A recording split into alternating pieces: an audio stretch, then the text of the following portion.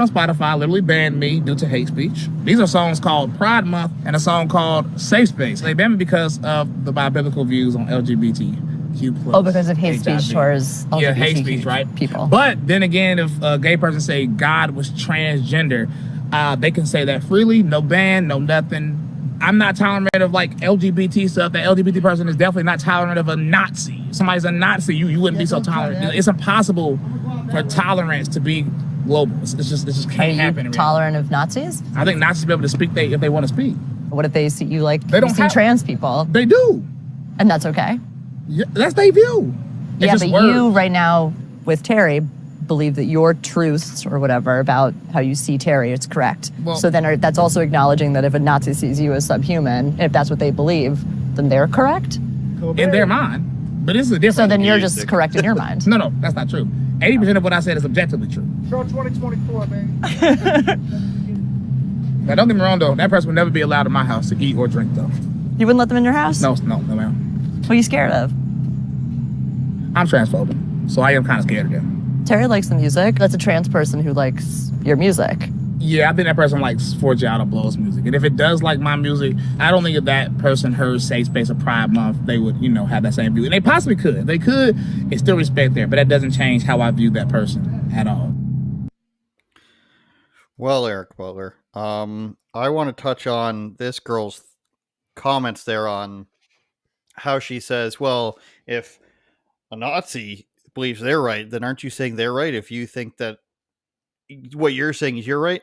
And this, I think, reveals her, complete liberal mindset in here. And I don't say that as an insult. I say it to just say that she's wrong.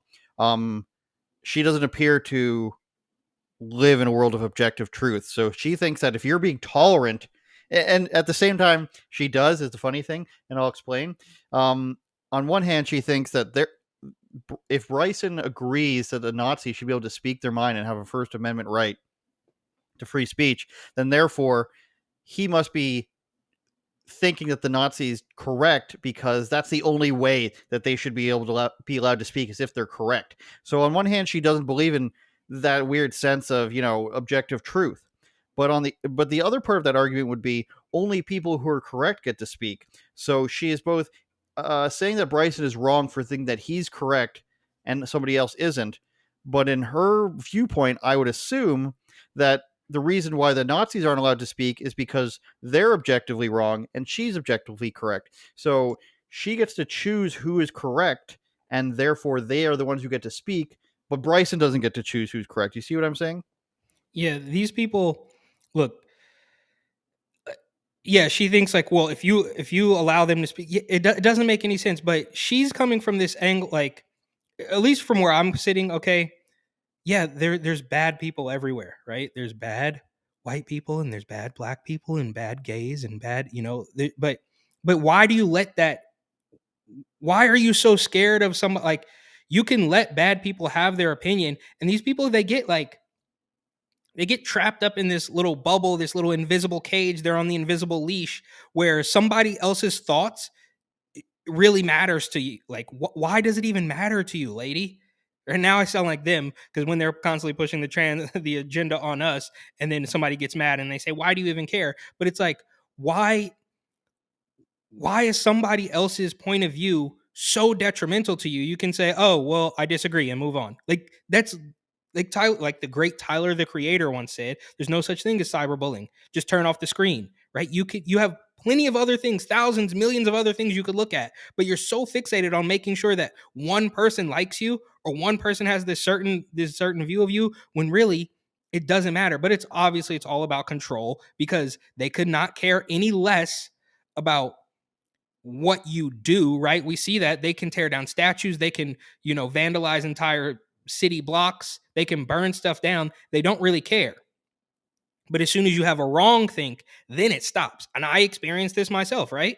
I mean, how many times do I have to tell the story of being arrested in Lower Manhattan for protesting the lockdown when the George Floyd protesters camped out in that very same park for 3 weeks? Because it's not about your actions. It's about making sure that they control your thoughts, which, to bring it full circle, is why they are constantly pushing the Transformer stuff on you. Because once you get that one, everything else is easy, bro. You could sell them anything, as we know, right? So yes, you can't, after you get somebody to submit, even if they don't believe it, right? We see this time and time again, that people will admit they don't believe it, but they know that there's consequences if they voice their non-belief, if they voice any bit of dissent. So you can have that woman on the whatever podcast with giant D cup, tits sitting on the table pretending that she doesn't know what a woman is. You know what I'm saying? So they just want complete control, and every single thing they do is just a different avenue. There's a million ways to skin a cat. I think you can't even say that now because of PETA, but there's all these different ways to get to the same goal of complete control. And right now, we are smack dab in the middle. Maybe we're closer to the end. I don't know. But you can call it the culture war if you want. That's, I guess, what most people call it. But this is, it's not, there's not going to be any hot kinetic war unless Gavin Newsom becomes president. Then I vote for that. But this is it. This is what when in 10, 15, 20 years, we're going to look back at this and realize this was CW2. So you can call it the culture war, but this is what it's going to be. It's as one, fairly famous commentator once said, it's an informational war. So we are living in it. We are in it right now. And I don't know how it ends, obviously, but I will say, glass half full, you will not be able to outrun the truth, right? Like you can make scientific advancements, AI, all this stuff is not going to change, bro. Like I just don't see it. Like they want to do what? Uterine transplant so a man can actually give birth and all this stuff. They want to play God. They want to get rid of, look, I'm not a religious guy, but it's pretty obvious to me at this particular point in time that their goal is to eliminate your belief in anything else and make sure that the political establishment is your God. And it comes in many different forms, whether it's, these corrupt hack media outlets, RIP BuzzFeed News. But this is what they're doing. And they hate to see a guy like Bryson, right? Because 4 or 5 years ago, Bryson wasn't even supposed to exist, right? There wasn't even there was a point in time where they told us that a black Trump supporter wasn't even possible. Now we can debate on whether Bryson is still a Trump supporter and talk about pharmaceuticals and all sort of the missteps that Donald Trump has taken. Completely different story. But they hate to see this little glitch in the matrix. And I will say, shameless promotion here, I do have some more clips from yesterday that I think,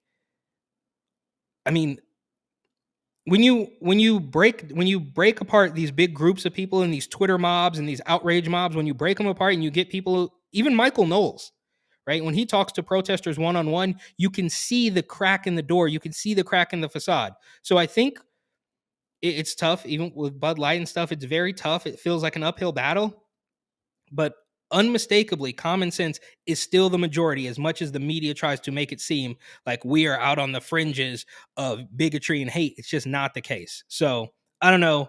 I don't even remember what your question is, but that's my take on that weird little. And Vice, last thing, promise.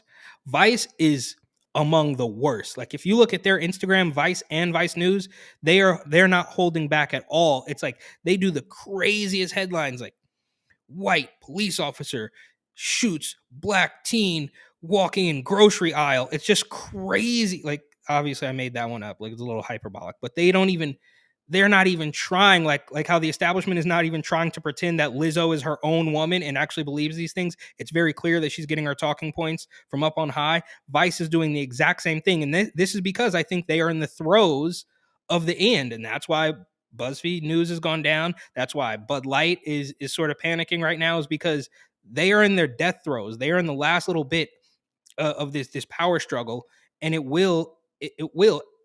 Okay, I said last thing, but this is really the last thing.